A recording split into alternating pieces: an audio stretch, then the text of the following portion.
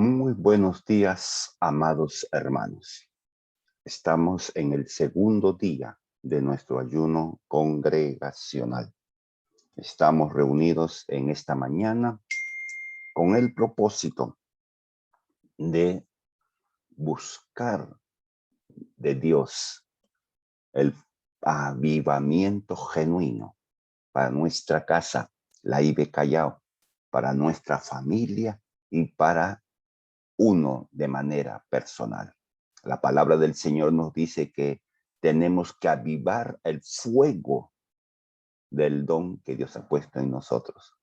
Tenemos una responsabilidad, la cual debemos cumplir. Nadie hará por mí o por ti lo que debemos hacer. Y en esta mañana quisiéramos compartir en una cadena de 40 días de reflexiones breves una pauta más. No estamos vivos por casualidad. En cada velorio o sepelio que Dios nos permite ministrar, escuchamos una constante pregunta. ¿Por qué? Porque tuvo que fallecer. Y se ponen razones que uno desde la perspectiva natural menciona. Si era una buena persona, si era joven, si tenía hijos pequeños, si era una persona amable. Y aún, aunque fuera anciano, los que aman al anciano que fallece, dicen, no debió hacer así, o ¿por qué tuvo que sufrir tanto? Nos hacemos tantas preguntas que no hay una respuesta de hecho satisfactoria. Pero aprendí algo en esos días difíciles, que la pregunta debiéramos hacerla al revés. ¿Por qué no yo? ¿Por qué en vez de estar la persona allí en el ataúd, no estoy yo? ¿Por qué tuvo que ser él y no yo? Y esto nos lleva a esta reflexión en esta mañana. No estamos vivos por casualidad. Todo en la creación, absolutamente todo, nada en esta hermosa creación es por accidente o por casualidad. El universo entero y todo lo que hay en el universo se mueve y funciona en base de leyes inalterables, establecidas por Dios desde el comienzo de los tiempos. En Hebreos 1:3 dice la palabra del Señor, Él, Jesús, que es el resplandor de la gloria de Dios, la imagen misma de Dios, el reflejo de Dios, y quien sustenta todas las cosas por la palabra de su poder, que habiendo efectuado la purificación de nuestros pecados por medio de sí mismo en la muerte en cruz, se sentó a la diestra de la majestad de las alturas. Dios sustenta el universo. Dios sustenta el planeta Tierra. Dios sustenta nuestro amado Perú. Dios sustenta nuestra familia. Dios sustenta la IBE Callao. Dios sustenta mi vida, tu vida. Entonces nada es accidente. Nada es casualidad. Muchas veces algunos que nos enteramos de cómo fuimos engendrados y algunos dicen, pero fue un accidente. Mis padres no me quisieron tener, etcétera. No interesa lo que pudiera haber pasado. Estamos en esta vida por la voluntad perfecta de nuestro Dios y Padre. Por eso, ¿qué implica esto? Que nuestra vida comenzó antes de que el mundo fuera. No, si bien es cierto, comenzamos a existir un día en el planeta Tierra, su servidor, el mejor día del año, 8 de junio. Ya saben ustedes, para mí es el día perfecto. Ese día no comenzó mi vida biológica. Comenzó mi vida biológica, pero no comenzó mi vida. Porque antes que el mundo fuera, ya estaba en el corazón y en la mente de Dios, no solamente uno, sino cada uno de los que hoy día viven en el planeta Tierra, viven en el amado Perú. Dios diseñó nuestras vidas. Dios escribió un libro antes de todo, y en ese libro que lleva nuestro nombre en la carátula estaba diseñado nuestra vida. En el Salmo 139, versículo 16, mi embrión vieron tus ojos, y en tu libro, en el libro de Dios, estaban escritas todas aquellas cosas que luego fueron formadas sin faltar una de ellas. Dios nos hizo. Somos obra de su perfecta voluntad. Dios diseñó nuestra vida, nuestro propósito, y nos dio la estructura emocional, espiritual, para que cumplamos tal propósito. Es interesante cómo Dios nos ha hecho. Digámoslo así.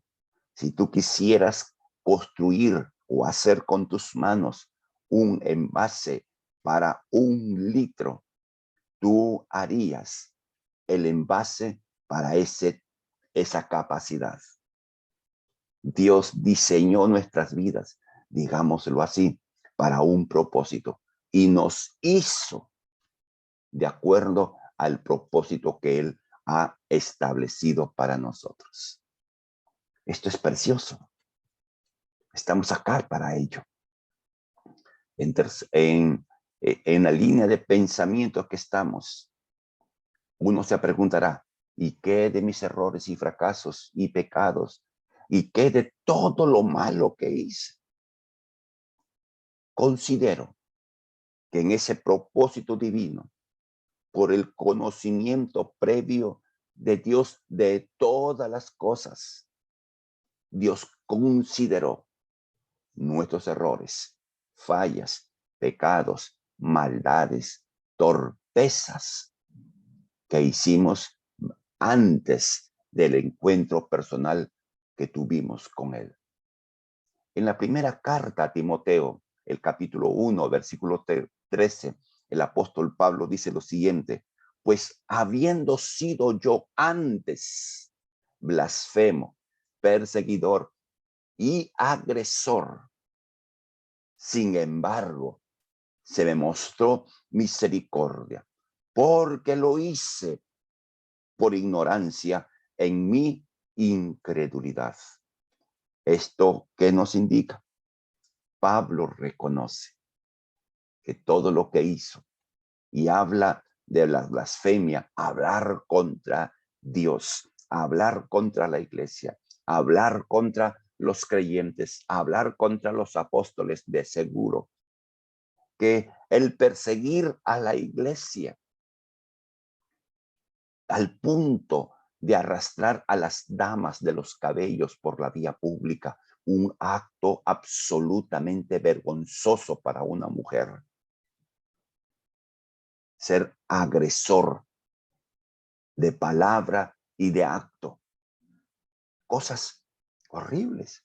Y uno dijera, bueno, era una persona mala, era una persona violenta, un delincuente. No. Era un fariseo de fariseos, que conocía el Antiguo Testamento, que conocía la ley. Pero a pesar de ello, lo hizo. Y él reconoce, y por inspiración divina nos dice que a pesar de haber sido blasfemo, perseguidor y agresor, Dios lo tuvo como por digno, poniéndolo en el ministerio. Tu pasado o mi pasado, Dios lo supo, pero no fue límite para Dios. Antes bien, aquello que nosotros pasamos, aquello que nosotros vivimos, Dios lo usó para que podamos aprovechar las lecciones de esa vida, para que por esa experiencia fuéramos compasivos con las personas que hacen lo que nosotros hicimos, para que veamos la grandeza del inescrutable amor de Dios, que siendo pecadores, Cristo murió por nosotros. Es decir, Dios consideró nuestros errores, nuestros pecados, nuestros fracasos, nuestras torpezas, para usarlo como herramientas para nuestra vida, una vez que comenzamos la carrera cristiana. Qué interesante, amado hermano. Qué interesante. No estamos por casualidad,